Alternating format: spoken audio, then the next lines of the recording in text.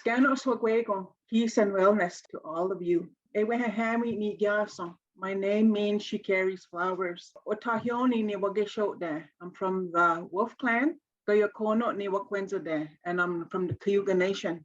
Nantahong Genagre Iwaka Sanhong Gihakawahni, and I'm from near the Grand River, Six Nations territory. And it's an honor for me to sit with you, to be with you, and to be able to share a couple things that I've learned along the way that was, I guess, handed to me by my mother. I'm not a stranger to grief. This morning when I was getting ready, when I was thinking about what I have to do today, I kept trying to shove it aside because I didn't want to feel it. I didn't want to feel the connections that was I could feel coming to me. As I was doing that, I felt the grief. I felt the grief of the community, of all of our women on Turtle Island that have passed this way, and also those left behind, but also having to acknowledge my own grief with Tashina, she's my cousin, and also to the other women from Six Nations that have passed in a violent way. And so in doing that, I had to have a cry, and I probably will again because I got my Kleenex. I had to do something that's going to help me so that I can speak. So I wore my turquoise shirt to help to protect me. So there's my candle. I had to hold the tobacco this morning, and I had to light that smudge, and I had to put some berries there. And since I'm on a strawberry fast, it's raspberries. Those are some of the tools, I guess, that I use to help me. And also with the work that I do, co-founder of Judas Place. And my mom was a plant person. She worked with a lot of like plants to help people, medicine person. I was thinking about her, my mom, and I asked her to come and help me today. It is through her that I've picked up what I have picked up through my own grief. And I know there are many levels of grief. And with the kind of work that I do now, you know, I was a mom first. I homeschooled my son, and then I became a teacher. And I was a high school teacher for many years. I became a principal. And when I was sitting in that office as a principal, I thought, this is not me. I need to go do something that is me. And where it led me is to Judas Place, to open a place for our people to have access to some herbs, some medicines, and to our traditional way. So now this year now it'll be 10 years since I've opened. And when I say co-founder, the person we had the brainstorm to do this, she passed away. I started September the 1st, 2012. And she said she would start October the 1st, 2012, but she passed away before she actually made it, before she started. But we chose the place, we chose the name, we chose what we were going to do. And that's why I say I'm co-founder. Because she too is still supportive of me, even though she's passed on. And some of you may know her. Her name is Christine Sky. It's an honor to be able to speak today to all of you, for all of us. So I wanted to share that. And I guess like for me, what I was taught is how that fire will help the spirit to find its way. It's a home. When we light that fire, whether it's for Grandma Moon time or in our longhouses or in our lodges, for our fasting or for our sweats or for what we do, it's calling the spirit. So I needed to have that here. And the strawberries, like I said, I'm using raspberries. That too is when we go through our fasting, when we do a spirit retrieval. In the first, we use strawberries as our food to come back. And so they are there because every one of us that's sitting here has lost somebody.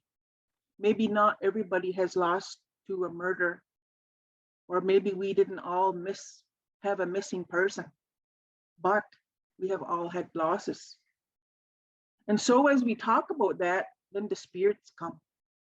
And so I'm going to offer those berries to those spirits when we're finished today.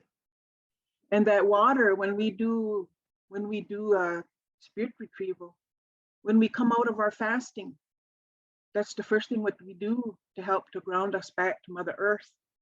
Because the water is within Mother Earth, the same way blood is within us.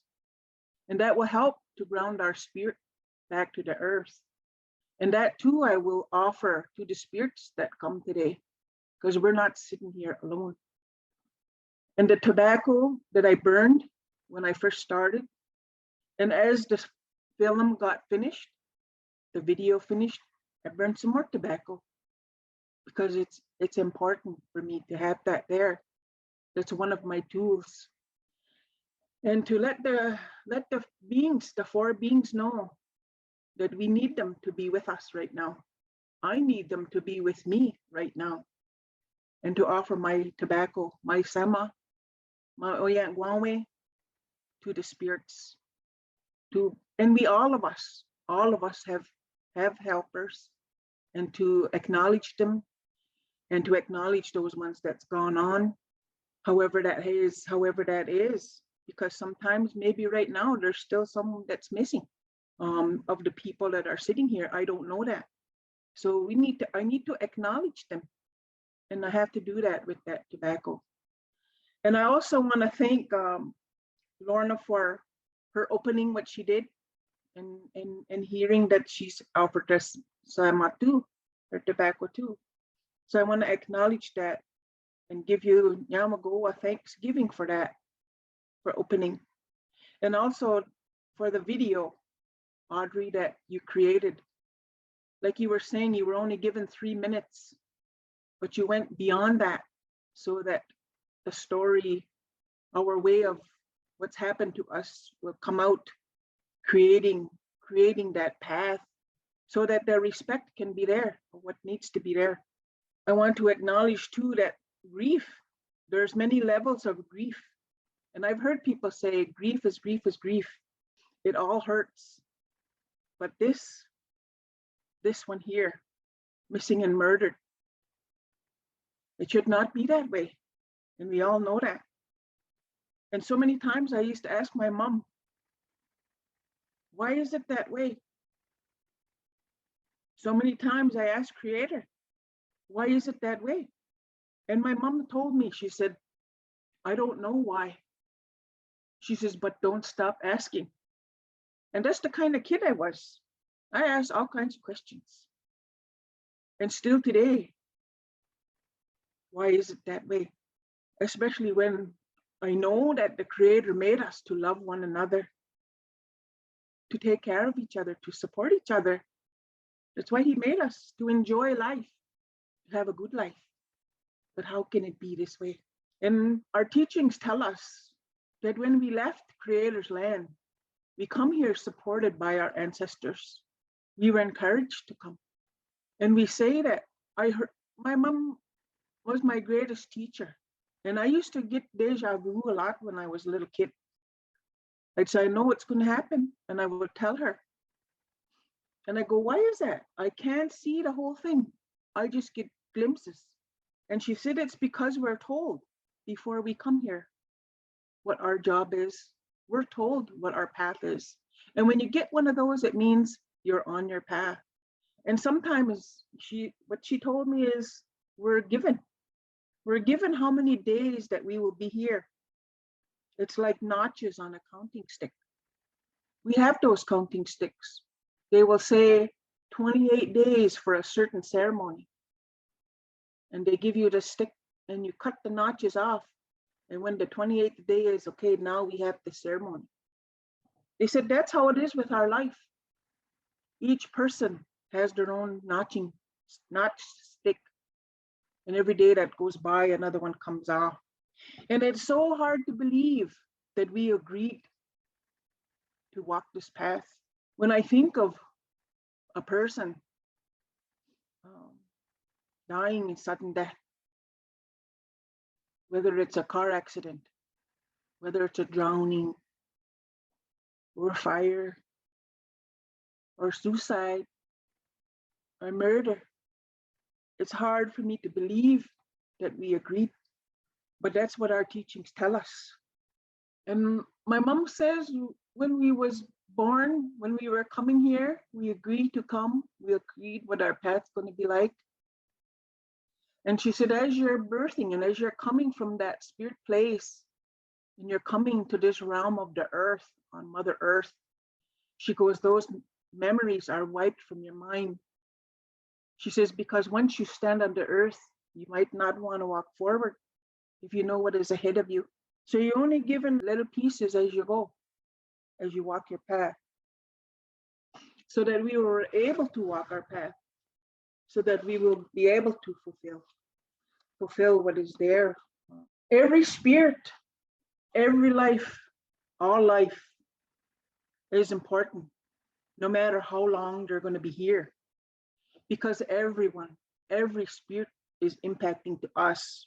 Because even a baby, even a mother that has a baby, that is she miscarriage, even that baby too has impacted the life. Even if it's just the mother and the father, that baby has impacted life. It's just enough to turn somebody, to help them on their path. And I think about that because about a year and a half ago, my son, he's going to be 49 this year. You know, he says, we were talking about drugs in our community. And he says, you know, Mom, he said, it's my sister that helps keep me straight. And I'm thinking in my mind, you don't have a sister. But he talked about his sister that he didn't even get to hold.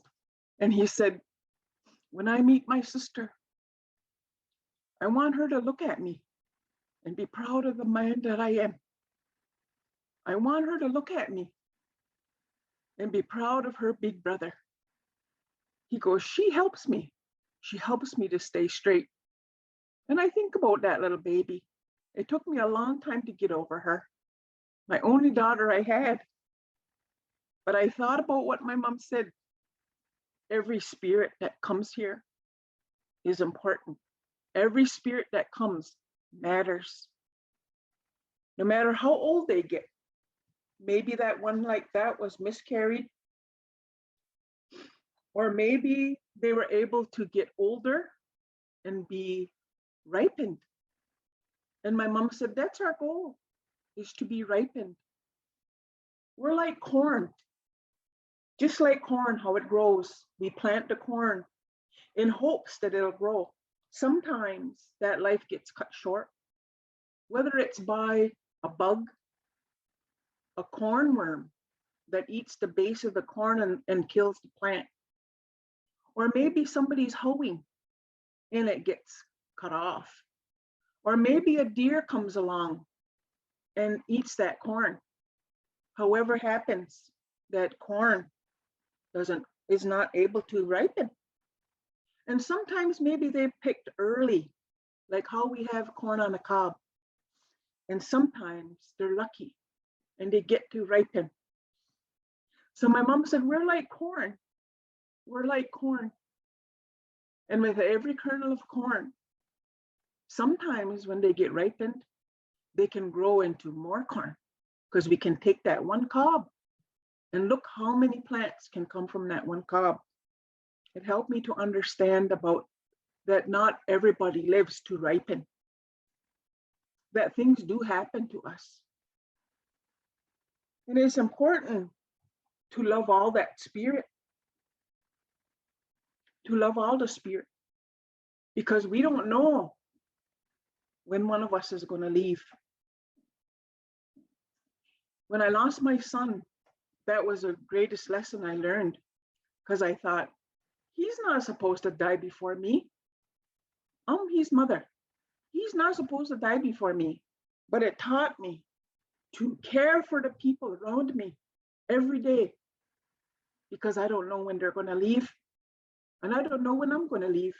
I can do my best, but I don't know where my notch ends. But I can share the love. I can share the love all the time.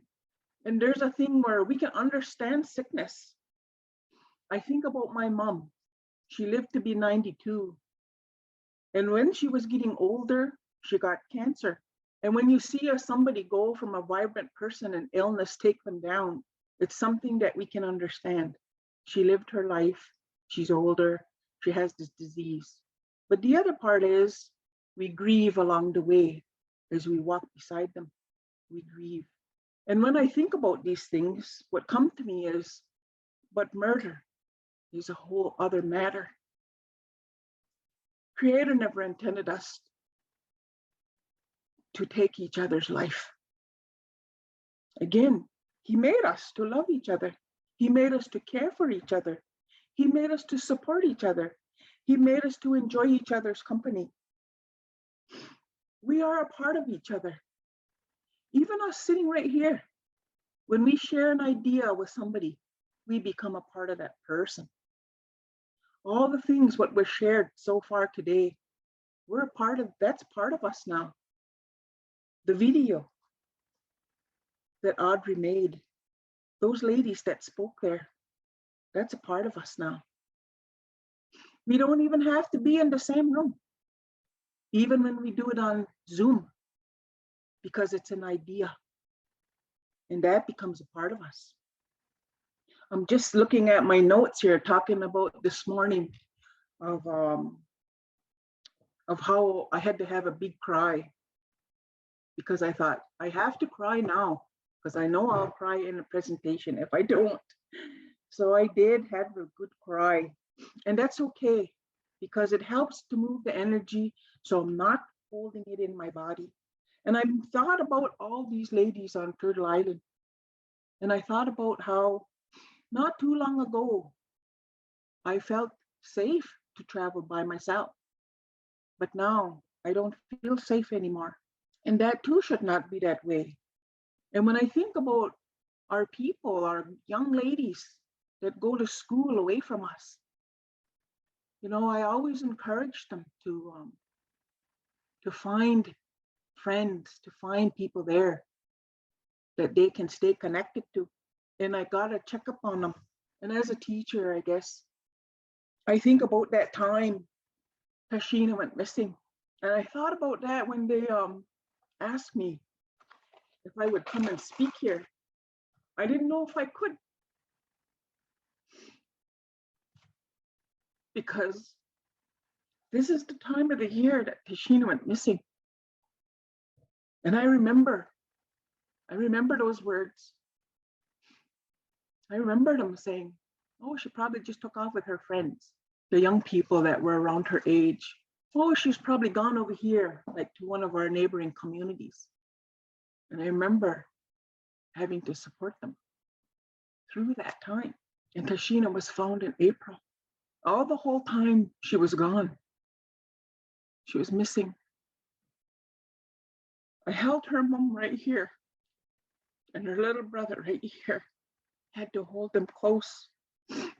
And I still hold them close. And I think about Tashina. It's not just her, but her baby too. Her little baby boy. And as a teacher, I had to support these youth when that happened, and helping the young males because they felt ashamed.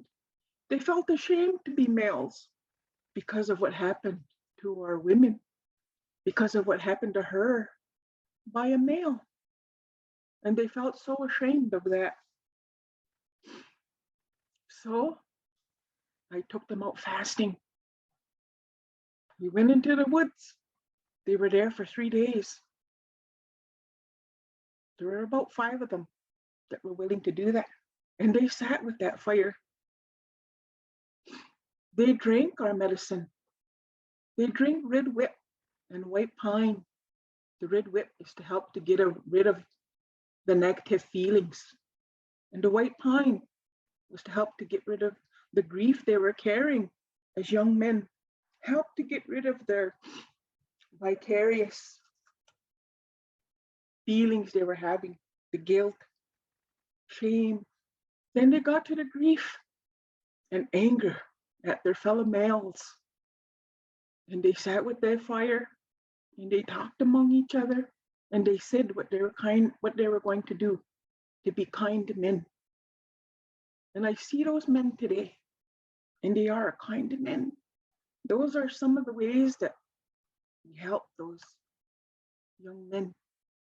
When we think about death and dying, we have, I guess, our ways and I'm coming from a Haudenosaunee perspective, people of the Longhouse way, because when we lose somebody and they're missing, we don't know where they are.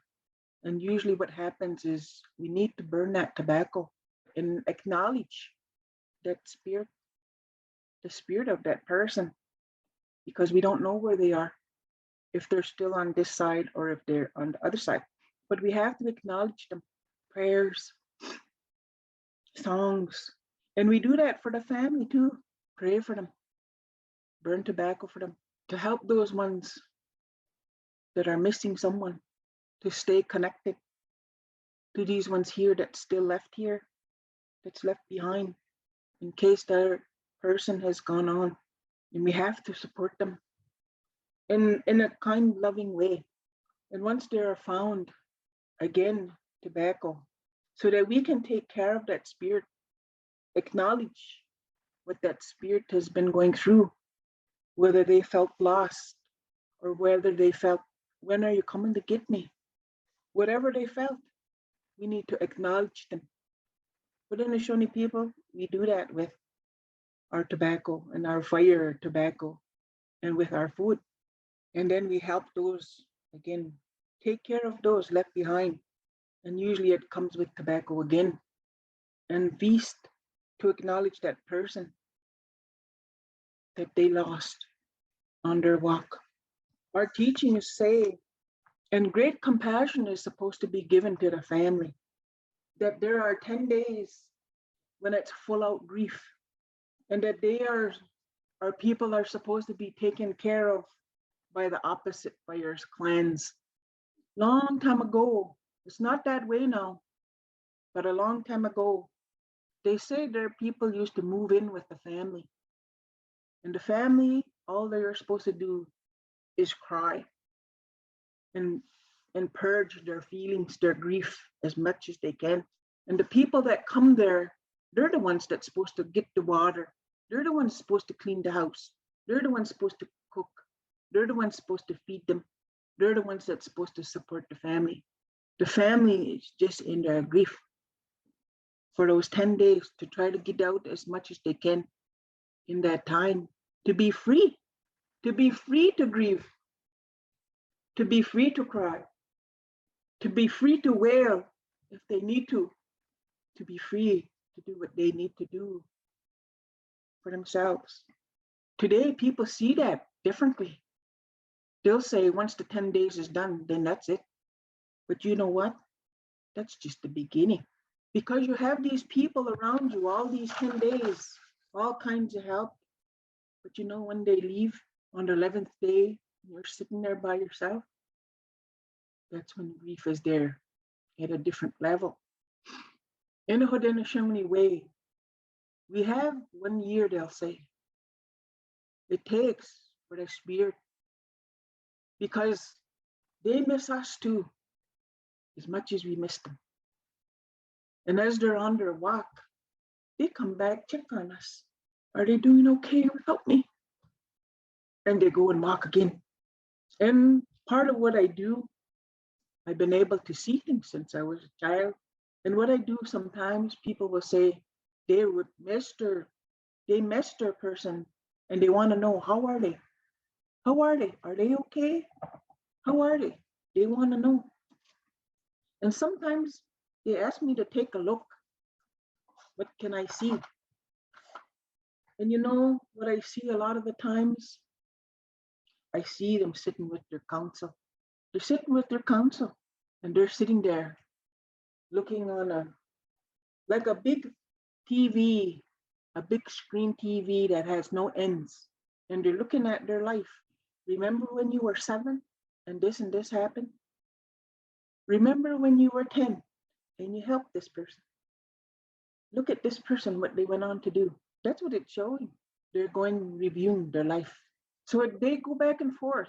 And I know when my son, he got killed in a car accident when he was 19, I was home by myself and people would, my other boys and their father, they went hunting up north. And they said, aren't you scared to be by yourself? You need to get somebody to come and stay with you while they're gone. And I says, why would I do that? Well, your son just passed away. I says, you know something? My son's right here. I dare anybody to come to me. I dare anybody to try to hurt me because my son will take care of them. That's kind of a belief that we have. I know before my mom passed away, she says, you know, I'm going to be stronger when I'm on the other side. I'm sick and weak right now, but I'm going to be stronger on the other side. And I'm still going to be here to help you. And I believe her. I agree. After that 1 year is gone, then they're on the other side. They can still hear us. They still know when we're sad. They can still come and help us. But it's like my sister. She lives at her house. I live here. And every once in a while we get together, have a meal.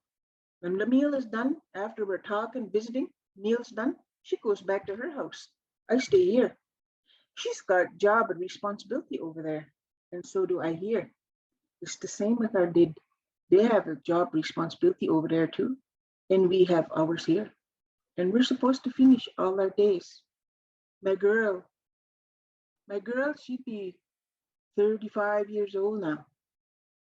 And she came to visit me on her birthday, November the 26th. And she asked me, well, she told me, I guess, she goes, Mom, live all of your days. Live all of your days. So when you come home, you'll have benefited from this walk for the whole time you're supposed to be here. That was a good message from her. We can't put, like they say, 10 days, 1 year. We can't put a timeline on grief. Everybody's going to do it in their own way. Part of our teaching, Mayawata, one of our chiefs, a long time ago, before the Great Law, what he said is, when I walk to the east, I walk through the thorn bushes, stepping on thorns. And the thorns were so thick, it ripped my clothes. It tore my clothes. And it was a painful walk. And he said there was no path. I had to make my own path. And that's what it means about grief. When we walk through, we're walking our own path. We make our own way. And there is no time limit. My mom, like I said, I grieved with her along the way, went on to her death time. About 6 months later, because I never felt no grief. I was okay. And even today is like that. But about 6 months later, I told my mom, I said, Mom, today I'm not good with you being gone. Today I don't like that you're not here. Today I feel the grief that you're not here. And I cried for my mom. My daughter, took me 10 years to get past my daughter. I only saw her. She's only small. Took me 10 years to get over that. My son, maybe about 4 years. My good friend that was going to start this business with me, it took me 5 years to get past that.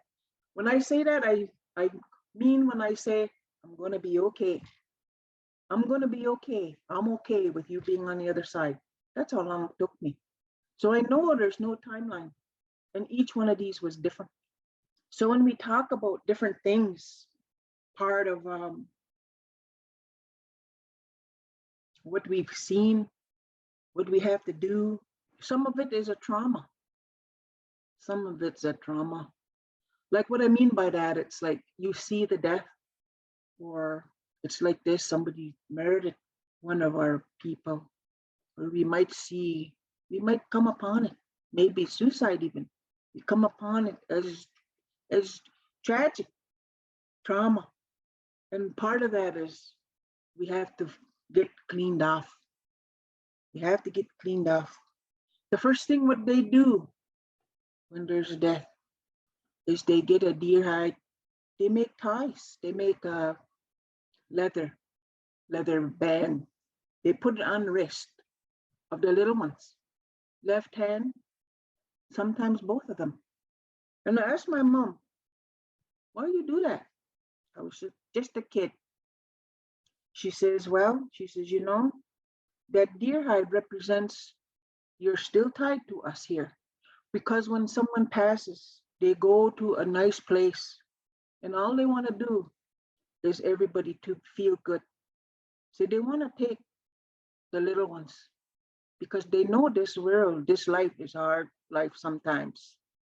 And they just want to protect the little ones. So we got to put this on you so they know you're tied to us. You can't go anywhere. So we put it on the wrist. And anybody can, even an older person, because even our old ones that's near the other end of their life, we put that deer hide on them too, to keep them with us as long as we can, so they can live all of their days. And we put that deer hide on them.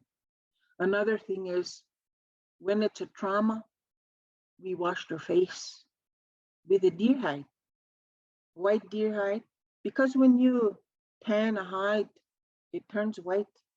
That deer hide turns white. And you cut a piece off of that and put it in the cold water.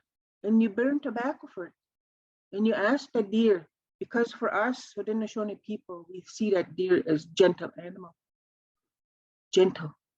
Just don't corner that deer, that's all. But it's a gentle animal. And they'll try to run away from things rather than to fight. But don't corner it because it'll fight back. But we take that deer hide and put it in the cold water, put a little tobacco in there, and we wash the person's face. And we wash the top of their head, and we wash the sides and the back of their neck. We wash them. That helps to take the trauma off. And that's what we say to them. We're washing your face today to help you, to relieve you of this trauma what you are carrying, to help to relieve your spirit, to help to relieve your mind. What happened, we have no control over what happened. There's nothing what we can do to undo it, but we can wash your face and we can wash your mind. We can wash your shoulders, chest of this trauma in hopes that you will be relieved, even if it's just a little bit, even if it's just for today. So that's what we can do. Another one is we get them to sit on a deer hide. This deer hide has hair on it, but when they sit there, songs are sung and the women clean them off. The women use the water with tobacco in it and they clean them off. Clean them off, arms. It's like pulling that off of them, that grief. And again, that deer hide to the person sitting on there is a reminder for them to be gentle with themselves. Be gentle with yourself. This is a big thing that's happened to you. It's like losing a leg. It's cut off at your thigh. You're not going to walk the same ever again. That takes time for that to heal. It's going to take time for that to heal. Be gentle with yourself. That's what that means. So we got to get them cleaned off. And we can use the smudge. We can smoke people off.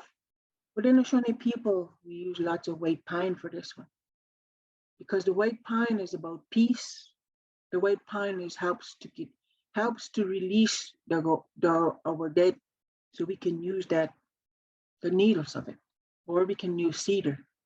A lot of the times when we do that, we use that white pine, and we can put some red willow in there because we want to get rid of negativity. Because when there's something happens, especially something like a murder, we have anger, and sometimes we need to take some of that anger off so we can think, so we can take care of the ones that's left behind. Maybe we have children, so we can clean off and we can take a bath in it. That's something what we can do to help. There's medicines what we can use.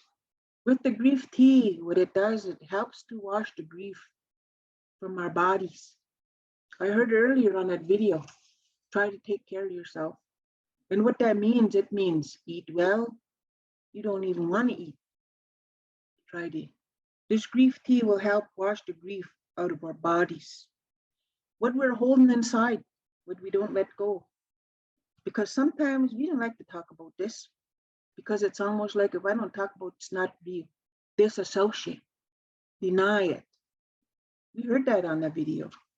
Sometimes we find ways to distract ourselves. Sometimes they're not healthy ways. Me, I became a workaholic. I remember when my sister told me that, you're a workaholic. It felt like she slapped me in the face. It's easy to hide in work. Because if I said I'm going to the bar, people would pay attention to that. But when I say I'm going to work, they didn't say nothing. And one of the biggest things is to put the love there. Put the love there for anybody, even if they're choosing a wrong way to distract themselves. The love there. I heard that a while ago, where they just want to be accepted. Irregardless how they're living right today, they just want to be accepted because they too have grief. For me, I guess I focus on my family. Instead of focusing on my own, I focus on my family, my children, my boys. I focus on them. Mine came later. Mine came last. There are ceremonies that can support us, like the moon ceremony. I heard that here today too. Moon ceremony. That gives us women a chance because we're busy, however we want to be, like taking care of the kids, or as grandmas, what we do, as helpers, what we do, as mothers, what we do, as partners, what we do, as aunties, what we do, as even nieces. I'm at the stage now, my nieces come help me. My granddaughters come help me. But this here, going to the moon, it gives us a chance to sit with female energies. Grandma Moon, Wednesday, our mother, the earth. Wednesday, the waters of the earth. It gives us a chance to sit with that. Oh no, what wrong? Oh no, what drugs? Our medicines. We are some our berries. It lets us sit with that. And it lets us sit with our tobacco in our hand. So we can say a prayer that we need to say. We can give our prayers of thanksgiving of what we have, what we still have. Even though this great big thing happened, I still got this. However little bit it is. Because when we're in that deep grief, it's hard to be happy that I woke up today, but I did. And we can have a prayer for ourselves. Grandma Moon, you know, there's things we can't tell other people, but we can tell Grandma Moon, because Grandma Moon knows anyway. She knows everything about us. Grandma Moon sees everything. And when we talk to her, she knows we're truthful. You can't lie to her. She knows. We might not want to share our mom to our mom because we don't want to hurt our mom. We can't share with our big sister because our big sister gets overprotected, maybe. We can't share a lot of times, but we can share with Grandma Moon. Put it right in our tobacco.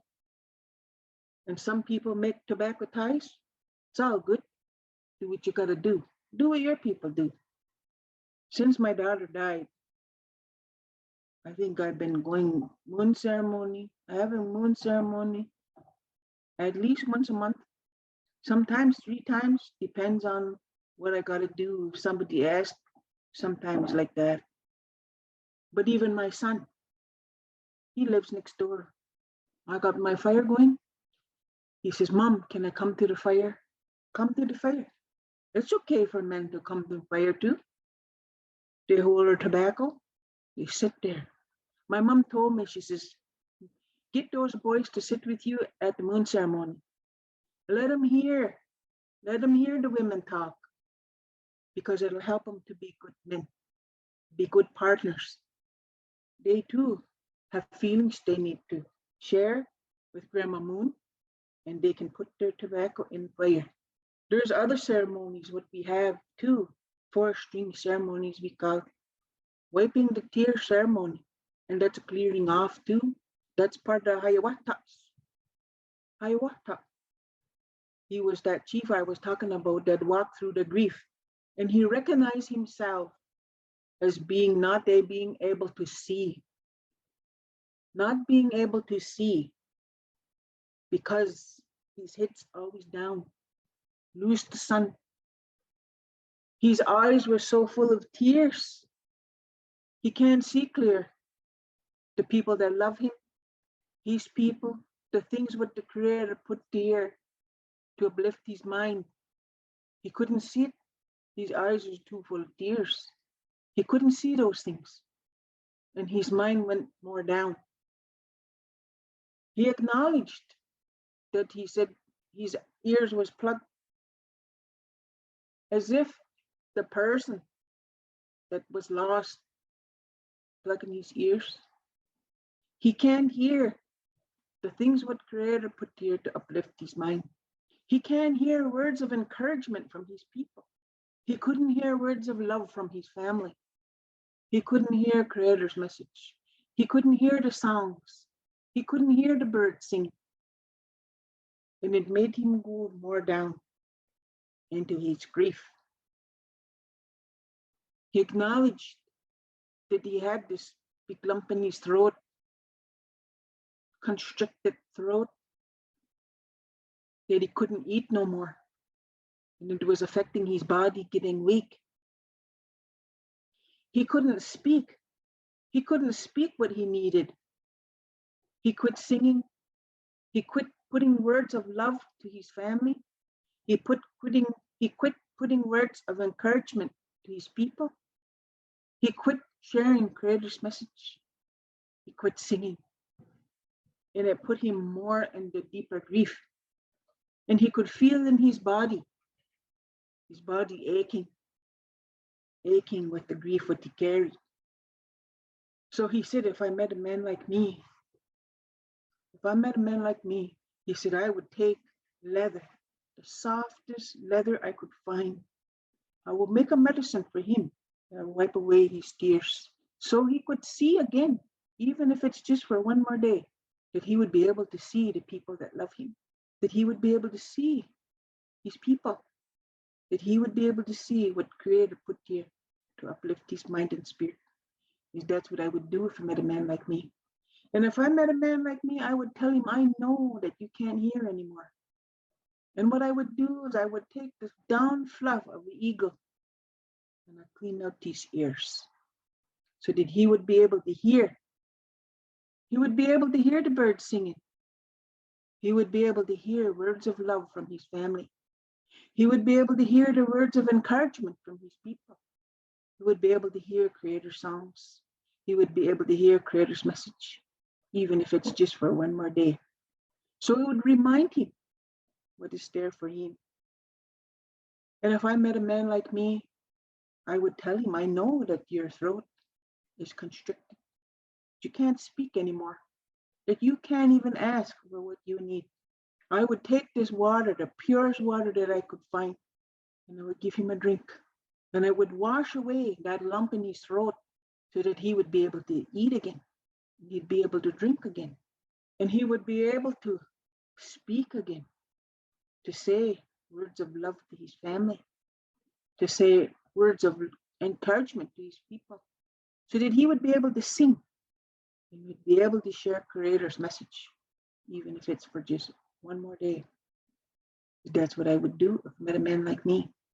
And if I met a man like me, I would say, I know your body hurts. I know how your stomach feels. I know maybe you're starting to get blood when you sit down. So I will take this elderberries and I would get him to eat the elderberries and heal up his body so that he would find strength again. It would heal him so he could find strength again. That's what I would do if I met a man like me. Even if it is for one more day, I would do this for him so he can continue on his life, so that he can do what the Creator sent him here to do, with all the gifts what Creator gave him to share with the people. That's what I would do if I met a man like me. And there's another part. I know one time somebody talked to me about hands-on healing. I was told that's not our way. I'm sorry that they thought that. And I remember saying that. I'm sorry you think that way, but not sorry because something I did. I'm sorry that that's how you think. Because since I was a little kid, my mom showed me how to get away pain from yourself. I fell down. My mom rubbed my hand, my leg. She goes, and she rubbed my leg. She goes, throw the pain away. And I got hurt again, fell down on stones. So she told me, go like this.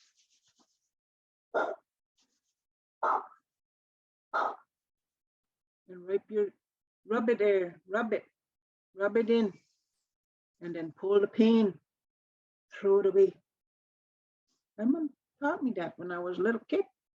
So this older person telling me that's not our way, I thought about that. I thought, I was taught this since I was a kid. How can it not be our way? But I had to find it, and I did in the Tadadaho story. That too was when the great law was being made in Tadadaho. I remember one time I said bad things about him. I said to my mom, oh, that Tadadaho, he's such a bad person. They ostracized him from the people. They made him go stay in mountains. My mom ever get mad at me. She says, let me tell you a story about that man. She says, and you're going to see you're not much different than him. All right. So she told me the story. She said, you know, Tadadaho, when he was a baby, right from when he was a baby, he had a strong gift. His gift was to be able to see. And his gift, he could talk to the animals, talk to the dogs. The dogs can get things for him because when he was a baby, he couldn't walk yet. He couldn't really crawl yet, but he could talk to the dogs and the dogs would help him. And he said, even the ball, he just reached for it like that and pull that ball to him. That's the kind of gift what he had.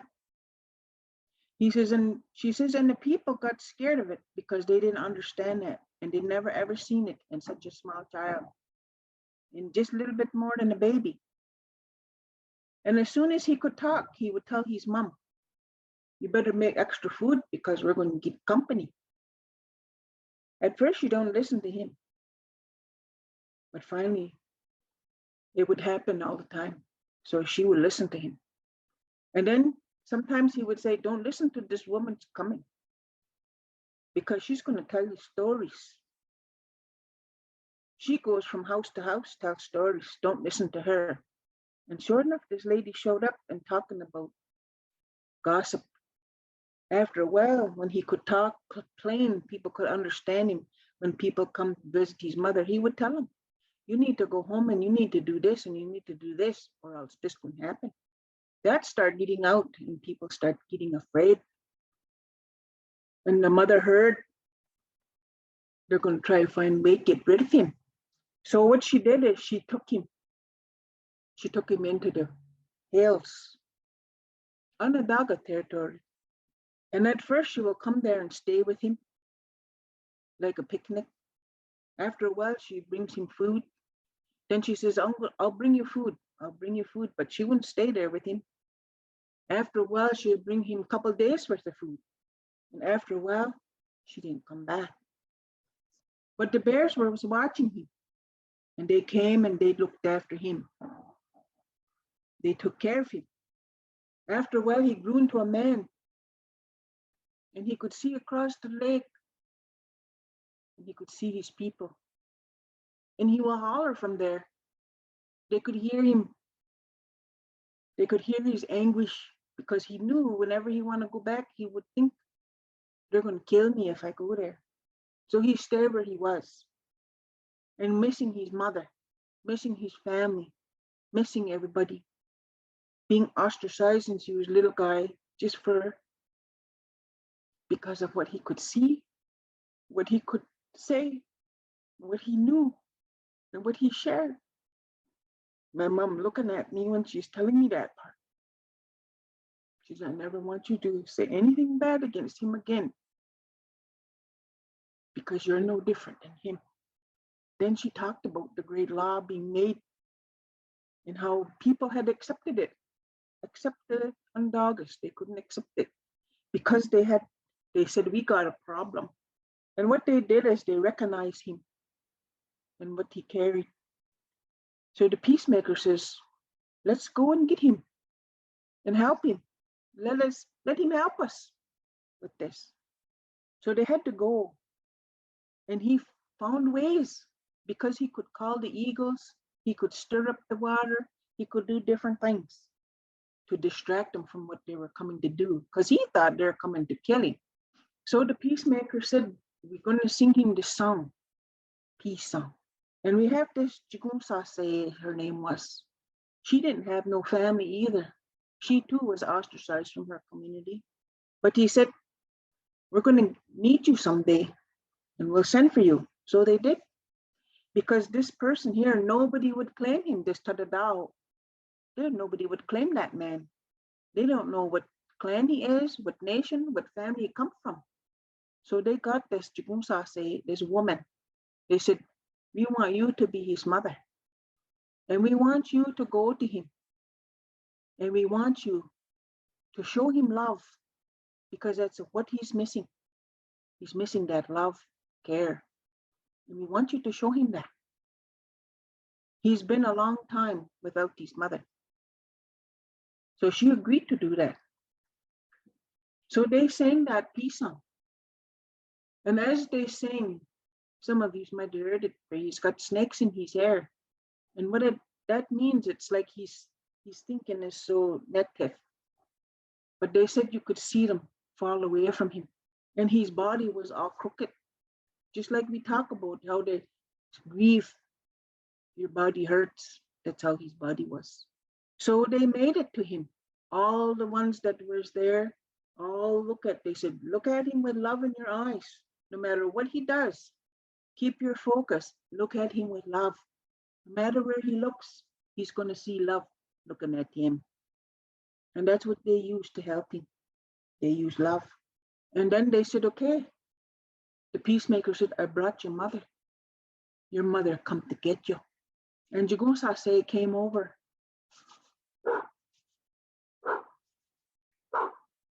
And she started at the top of his head to help to clean off what he carried. All his anguish, all his pain, all his grief, what he carried. She cleaned him off. She put her hand on his heart so that he could feel her love to help to heal him, so he could come back. So he could come back. So when the next person asked me about hands-on healing, clearing the body like that, I can tell them that story.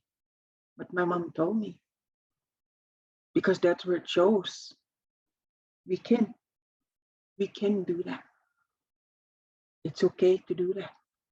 To bring them back to their center, to clean off that hurt, to clean off that grief, to comb their hair, to comb their hair, to comb their hair of the things what's on their mind. And the hair is so significant to our people. I know the Haudenosaunee people, it's significant to us, but Anishinaabe people too.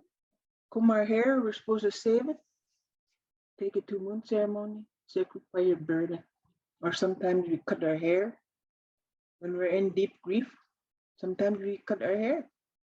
And sometimes I heard the ladies talking on a video where they say how that grief hits you, waves and waves. And sometimes when we hear message about our people, We can disassociate so much. Our spirit comes over here. We're not in here. We're over here. We're safe. Half of us and spirit. And sometimes we have to go do some healing with the person, do some ceremonies, and then go like this and help them come back in the body. Because sometimes that's how that is. And when I talk about this 4 streams, it don't mean you only do it once. And the spirit retrieval, I had to have it done 3 times for one event, for one thing that happened to me. You might need it more than once. Our songs, chants, even how sometimes you hear them burn tobacco. Down there when he shredded, the boy did when the yards and gong de tan rone sabaya di song. That's like a chant. And what that does is it tones our body. Example is when you go to powwow. I love powwows that's on the earth because what happens is the sound of that drum goes into the Mother Earth. And as it travels in the earth, it comes up in your feet. And it comes up through your body and it helps to get rid of what you're carrying. Maybe it's grief, maybe it's sadness, maybe it's pain. But the sound of that drum is going to hit you. It's going to hit you. It helps to relieve a lot of what we carry.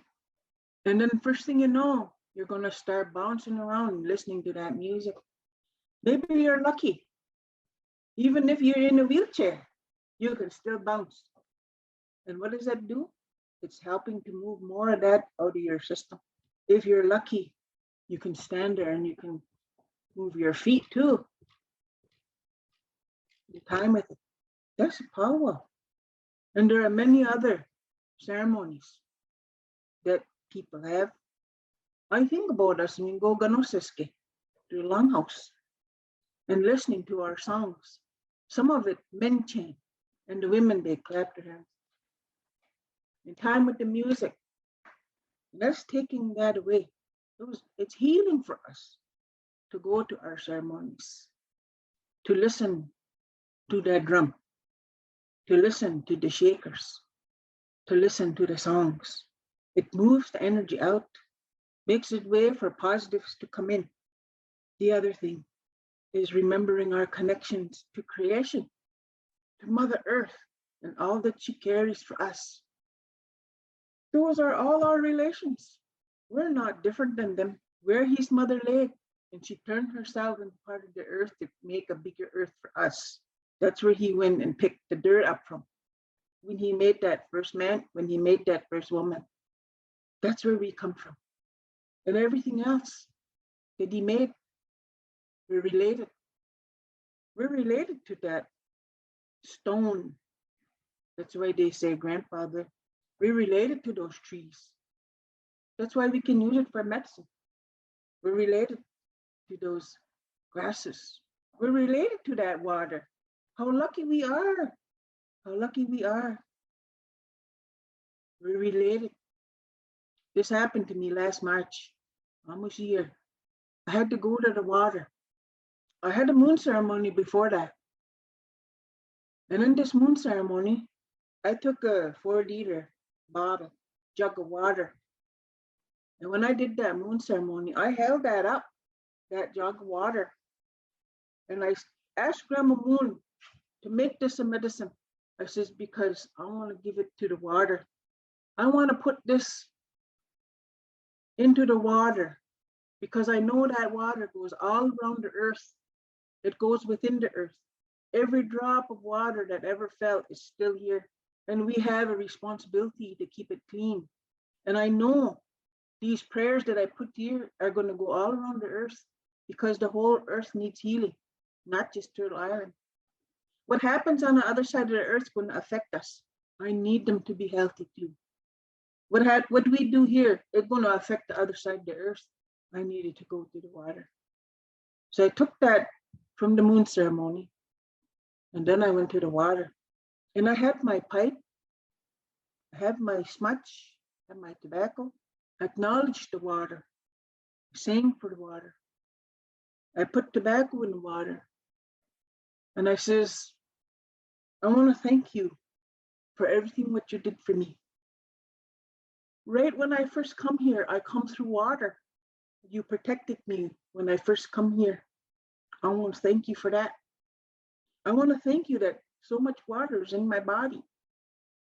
And I got this water here that I took to the moon and asked Grandma Moon to make it a medicine for you. And I want to give this water to you because you're so giving to everybody, all us crazy humans. You still do your job for us. And I look at you and I know you're not as healthy as you used to be. So I bring this water to you and I'm going to share it with you. I pour the water in there, into the water. Grandma Moon, she made this medicine. I'll give it to you. I want to share it with you because I feel good about everything what you did for me and the humans. And I stood back.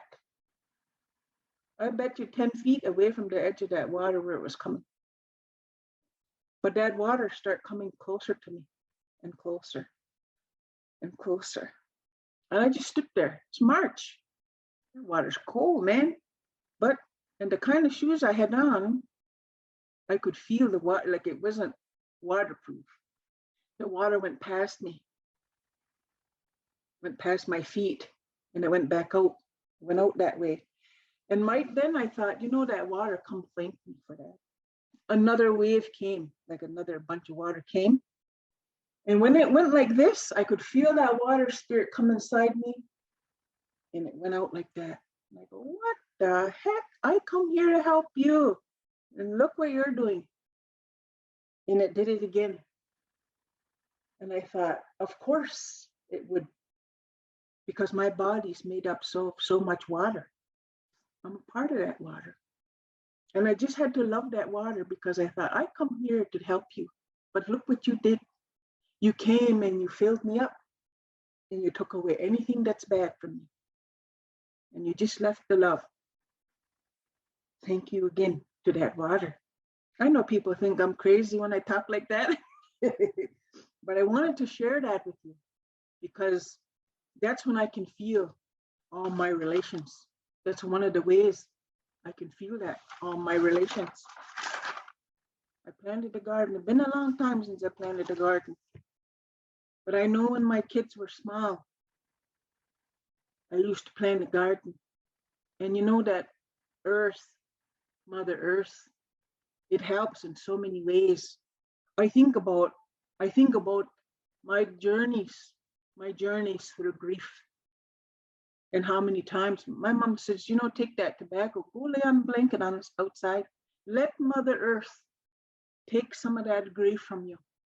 She will, just like a healthy mother. When our children hurt, we hold them in our lap, we cuddle them, and we help to take some of their hurt away. Go lay on the earth, go in the bush, go fast. Sit with creation. Let creation heal you. One time I was having a big struggle. My son got killed. My mom, it was kind of a breezy day. She says, take that tobacco, put it in your hand. Go stand out there. She says, ask that wind, ask the breeze to take some of that grief off of you. Hold it to your heart. Ask them. So I went out, I stood out there. That's what I did, holding my hand to my chest, praying. And you know, I had my eyes closed and I could feel this around me. And then it went up like this. And I opened my eyes because I thought there was like a dust being inside dust devil. And I'm looking around, I can't see anything different. Everything looks the same. I thought, oh, that was different. So I was looking at my hand. I was going to put the tobacco down on the ground. I didn't have no tobacco in my hand. I come in the house. My mom says, how do you feel? I said, oh, I was going to put my tobacco down, but I don't have no tobacco in my hand. She goes, that's because they come to get it. I says, what? She goes, I saw them when they come around you. You was right inside like a little tornado, and they went right out the top of your head. I says, my eyes was closed. That's what I thought, but I thought I was just imagining it. She says, no. I says, when I opened my eyes, I says, I didn't see no dust or nothing. So I know when they say all our relations and how they're always there. I know before my mom died, she says, one day, she says, I'm not going to be here no more. She says, think of me, I'm gone home. I'm gone home now. She says, and you might miss me, but you think about the original mother. You're never going to be without a mother because you go outside, take your shoes off, stand on the earth, feel our mother. She's always going to be there to support you. No matter what, Grandma Moon's always going to be there. No matter where you go on this earth, she'll be there. Our ancestors, where we come from, they're always going to look on you. Think about that. All the animals, the eagle, whenever you use your eagle wing, that feather there, she said, the spirit of that bird is still in that feather. When you use the leather from the animals, the spirit of that animal is still in there. They will support you. They'll help you. When you eat them, when you eat of that, they're going to support you. That's the best medicine for you. When you eat the berries, remember where that strawberry come from. She says, Ji Sonda. In our language, Hugo language, Gajista.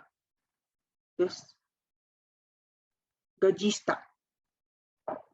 Fire.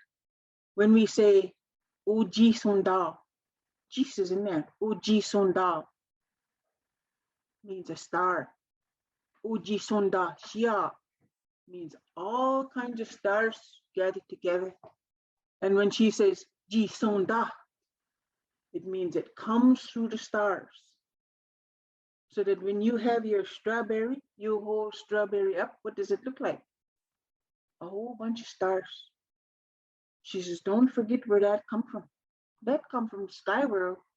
It's the first berry what you're going to see. First berry you're going to see in the season. Once she comes, strawberries, you know the rest of them are right behind. Ji Sonda. Don't forget that, she says, because that'll remind you where we really come from. We're just visiting here. We're just visiting. So when I'm gone, remember that. I'm gone home. I'm gone home ahead of you. That's okay. When it's your turn, she says, I'm going to come get you when it's your turn. But you got work to do. You stay here. So that's what she said. And we think about all those connections what we have in creation. And I know one of the young ladies was saying earlier, it shouldn't have to be a big event. We should be able to find a way to take care of ourselves without having to go to be a big event, big ceremony. You know what they say, every day is ceremony for us, eh? Every day we get lucky enough to walk this earth, ceremony for us. We get up in the morning. My stepdad, he says, you look out to the east, that's the future. Give thanks. When I went through my rites of passage, they make me get up early, my mom and my stepdad. And they say, you look to the east, my mother says, beat your brother. Beat your brother and get up. I'm thinking about my little brother, I'm always awake before him. No, not that one. That one from the east. You get up, you give your thanksgiving every day. She says, because when you get thankful, it's hard for those other hard feelings to stay there when you get thankful. You give thanks, all our relations. For the people around you that you're still fortunate to have today, be thankful. To the Mother Earth, to know where we come from. We're part of her. And everything what she grows, because it's coming from her body, those plants, this tobacco I'm burning, this sage I'm burning, that come from Mother Earth. This wooden bowl I got here, that come from Mother Earth. These berries in that bowl come from Mother Earth. That water, it goes through Mother Earth. Everything here on this earth, the foods, the different animals, they come from Mother Earth. They live from her. We're connected to them. And so we give thanks for that. They are here to support us in every way what they can. Then we go beyond that. We feel the breeze on us. Like I said, how they can help. Thunder beings. Thunder beings, they bring the water to help wash us away, especially when we have a big grief. When we have a big grief, they say at the funeral, it's either going to be nice bright light, sun, or it's going to rain, warm rain to wash away our grief. Because Sagoya knew, the Creator knew, we can't be here alone by ourselves. We need the help, and it's around us. But I know when we're in our big grief, it's like they say, I can't see no more. I can't hear. I can't speak. My body aches. I'm getting weak. That's where we can get to in our grief. Then we have our big brother, the sun. We call him brother. Some people call him grandfather, son. But think of what he does for us. Lights up the day, warms us up, helps things to grow. And our grandma moon, original sky woman. She's our grandma moon. And like I said earlier, she knows everything about us. We can't hide nothing from her. And that's okay because she loves us no matter what. She lights up the night. She beautifies the night so we can have that feel good inside. Because sometimes at night it's the loneliest time. But Grandma Moon, she's there. And sometimes the ancestors are there. And to remember, when we left that world, they fill us up, our ancestors fill us up with love, help us so that we can walk our whole walk here on this earth, however long it's going to be, and beyond them, the ones that carry our teachings for us, and the beings, for beings that watch over us. Acknowledge them. They help me with my mind, keep my mind straight, right to the Creator. And how, and remember how He wants us to love one another, to take care of each other, to support each other. So we think about all our relations and keeping connection. And I know when we're grieving, it's hard to do, hard to even believe. And sometimes we can pray and pray. It seems like nobody's listening to me. Nobody can hear me. I still got all this grief. Things still haven't happened to what I've been praying for. And we can get there. We can get to them places. And sometimes when it gets so bad, our grief, sometimes we have to do the other thing. Maybe we don't have access to helpers, to teachings, to people, to medicines. And maybe we have to reach to that Western world to help us. And there's no shame in that. There's no shame in that if you have to take medication. There's no shame. How I look at that, it's like getting a cold. And if you don't take care of that cold or whatever reason why, that cold gets worse and worse and worse. It gets to pneumonia. And if you don't take care of that pneumonia, that can kill you. So it's the same with our mental health. We might feel a little blue, maybe get over it. We might feel a little depressed, maybe we can help ourselves. But sometimes we might have to reach and say, okay, listen, I'm in trouble. I need help. And there's no shame in it. There's no shame in that. Do what you need to do to help yourself. Sometimes it's needed. Some of the things that I have found in that way for trauma. A couple of weeks ago, I was in a conference, trauma conference. And I know some of the things that really helped me was this thing called EMDR, eye movement desensitization, reconstructive therapy. That's what I heard it called, but then they say something else for the R now. Can't remember what it is. But you know, that's for trauma. And it's so subtle, it's so caring to get that done. If you get somebody, a trained person to do it, help you with it. You can look it up. You can Google it and read about it. The other one that I did, that I had to do, is the tapping, emotional freedom technique. And it's so easy. A lot of it is self-talk, eh? Tapping.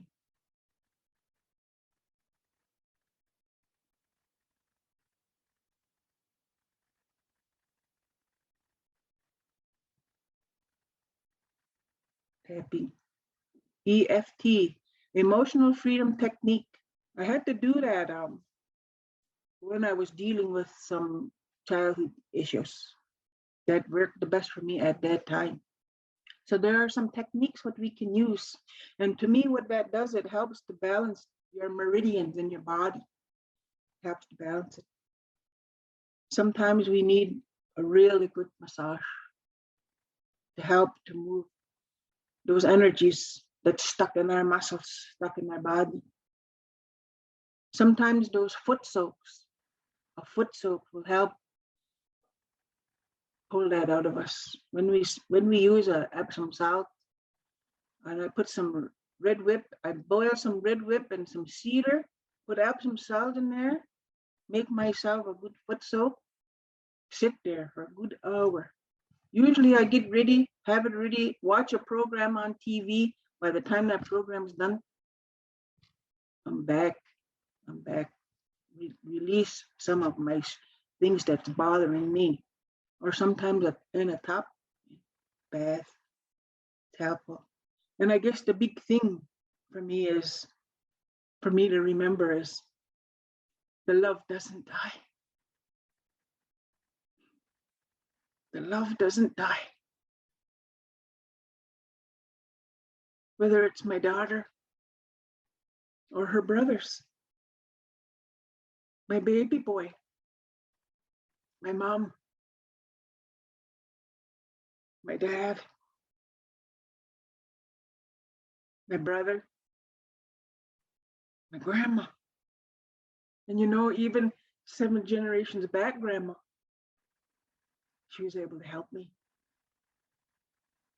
One day when we did stuck in oppression, and it gets to be oppression by our own people, I turned around to look for help. I had 2 helpers, my niece and my friend, trying to help me.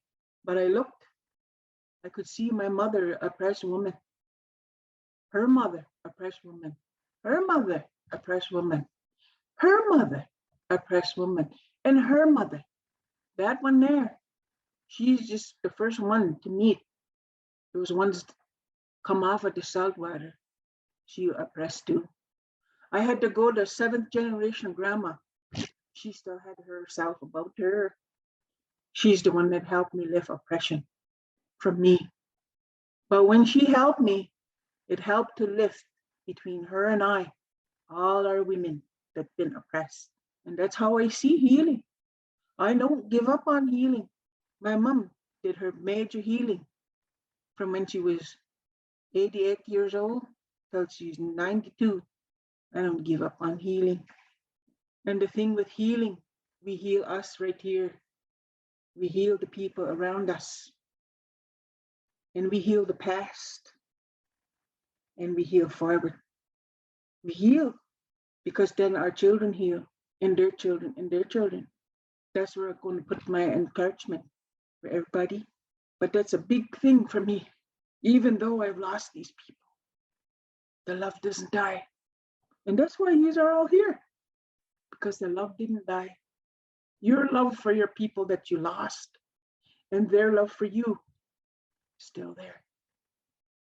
And all I can say is I'm very thankful. I'm very thankful all the work that's been going on. And I took note of this, it was way back in 1991 when they did the marching for missing and murdered women. That's the earliest date that I heard of so far. Look at how long that is, 31 years. And it's just getting more so. That's what I hear. That's good, because someday soon we can make those changes that needs to be made. We're doing it right now. Do not give up. This one here. Don't ever quit with this one here. I had to open the window because I don't want all those feelings that I feel to stay in my house. So I open up the window, do the smudging, do the burning. I give great thanksgiving that I was able to come and talk and be here with you guys today. And I want to thank my mom. You know, my mom, one time, she's telling me stuff. And it's like I heard something like, okay, I heard this for the 100th time. Must have had a look on my face.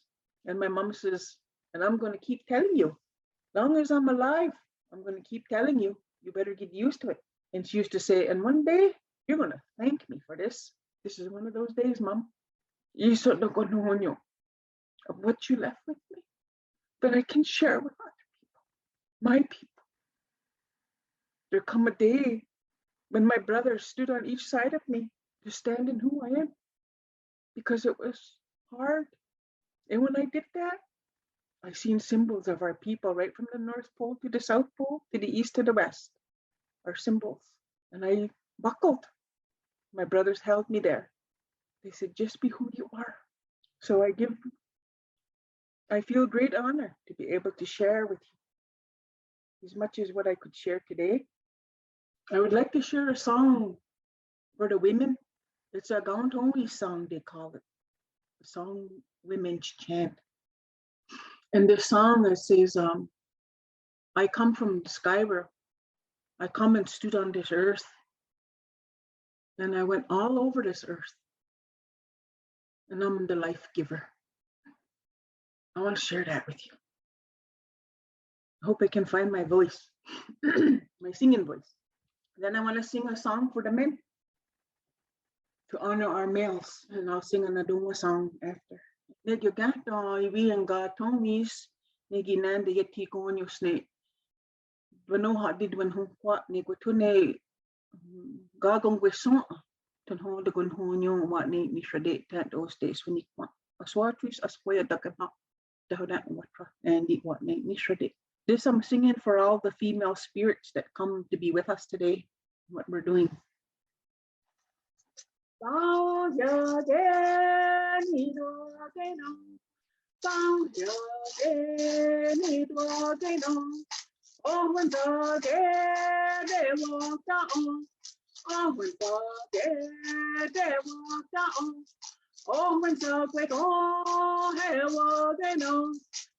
When dog went on, hell they know. He said, John had gone. He said, John had gone. Now here again, it was no. Oh, when dog they walked on. Oh, when dog went on, hell they know. He said, John had gone. And I'm going to sing one more, and Hanong Wegwadi for the men's side, all the male spirits that come and support us in what we're doing today. But I'm going to say a little, have to say a little disclaimer, I guess, because a woman is going to sing this song. This is a man's song. I know when I live here with my mom, every morning I wake up, I sing a Dongwa song. One day I come out in the bedroom, my mom says, you know, that's men's song. Yeah. You know, you shouldn't be singing that because that belongs to the men. I says, you know something? I says, maybe that's so. I says, but my father taught me these songs. And he told me, one day you might have children. They might be boys. And you might have to teach them. Maybe your man won't know how to sing these songs. So I'm going to teach you. So that's what I did. I learn, I teach my kids, I teach my grandkids. My grandsons are waiting now to come learn some more songs. But I sing those songs, and my mom never said anything after that. She never complained, a woman singing these songs. So I'm going to sing this song. This one didn't come from my father, but I like this song. Donegi watne nishrade negi de boy de gwenayats na swanungwe negi na tonho agree honek nange mal akwi da wa sanes honek kwang ne nange ma agungwe yon branoda ne adungo Negi nege when got for the nyanda, ne dietigonos, ne hanungwe. Tando stays when it want a sword piece, a square duckan, that what dandy what made me for it. Yo, on a toe, can't say no more, yo. Someone can look down. Then how much on a toe, scano a toe, testing. Then how much on a toe, kissing someone can look down. Then how much on a toe, start away, so there's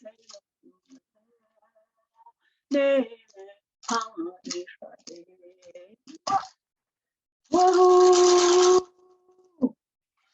So what that song says is, now has come time to give him thanks once again. It is his day, and we're going to thank him. And we're referring to the Creator, but we sing it for the men. In our hopes, we have to have healthy males too. So we encourage them, but we thank them for coming. The fire is part of male spirit. We talked about our ancestors. We talked about the thunder beings. We talked about the four beings. We talked about Creator. We talked about males. We talked about that sun. And I know for our males and our females, sometimes we don't have a healthy male role model, but we say the sun is one of them healthy role models.